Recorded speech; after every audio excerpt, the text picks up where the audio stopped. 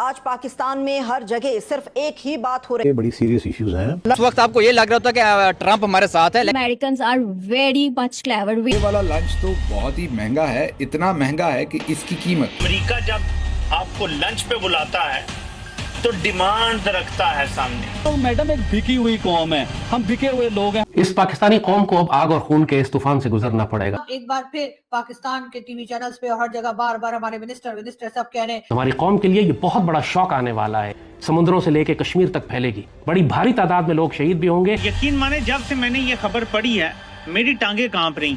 भारत की जानिब से लॉन्च कर दिया गया है और रात गए भारत ने इंडियन आर्मी, नेवी और एयरफोर्स फुली डिप्लॉयड है किसी वक्त पाकिस्तान में दाखिल होने के लिए। मूवी शुरू भी नहीं हुई थी, सिर्फ एक ट्रेलर दिखाया गया था। ये सब जवाब नहीं है बल्कि बदला है। मेरे पाकिस्तानियों दिल खून के आंसू रो रहा है। इंडिया बिल्कुल तैयार बैठा है, किसी भी वक्त अंदर दाखिल हो सकता है। आज पूरे पाकिस्तान को खतरे में डाल दिया।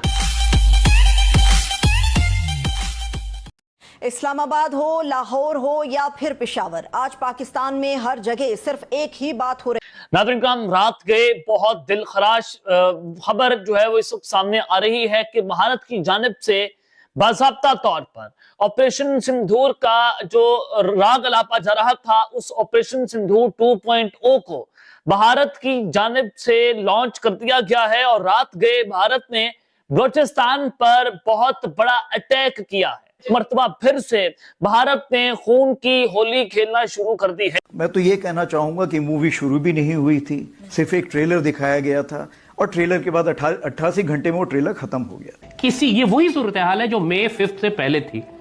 मेरे पाकिस्तानियों, एक बहुत बड़ी खबर कंफर्म हो रही है, जो कि कल एक ब्रेकिंग न्यूज थी। ये कंफर्म होती है तो जर्नैलों की गेम ओवर हो जाएगी और मशरिक में इंडिया बिल्कुल तैयार बैठा है, किसी भी वक्त अंदर दाखिल हो सकता है। ये बात अब तो इस वक्त तो पाकिस्तान ने भी नोटैम्स जारी किए हुए, नोटिस टू एयरमैन, क्योंकि इंडिया ने सारा पाकिस्तान, ये सिंध से लेकर रन ऑफ, ये सर क्रीक से लेकर रन ऑफ कच्छ तक, वो सारी बेल्ट जो सिंध की और समुंदर की है, वहां पे इंडियन आर्मी, नेवी और एयरफोर्स फुली डिप्लॉयड है किसी वक्त पाकिस्तान में दाखिल होने के लिए। उसके सामने पाकिस्तान आर्मी डिप्लॉयड है।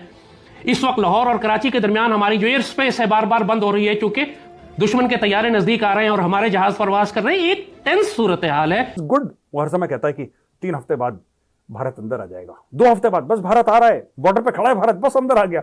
उसका ये काम है पूरे पाकिस्तान का ब्लड प्रेशर बढ़ाना। कि अब एक बार फिर पाकिस्तान के टीवी चैनल्स पे और हर जगह बार बार हमारे मिनिस्टर सब कह रहे हैं जी हमें भारत से खतरा है, हमें भारत से खतरा है। भारत के आर्मी चीफ ने कहा है कि हम दोबारा भी अटैक कर सकते हैं। आप पर बहुत भारी जिम्मेदारी है, आपने अपने घोड़े तैयार करने हैं। ये जो लाइन क्रॉस हो गई है, ये किसी भी मसलहत से, डायलॉग से, या कोई अमेरिका कह दे या मार्को रूबियो कॉल कर दे या ट्रंप कॉल कर दे या चीन तो खैर नहीं करेगा, जो भी कॉल कर दे ये उससे खत्म नहीं होगी।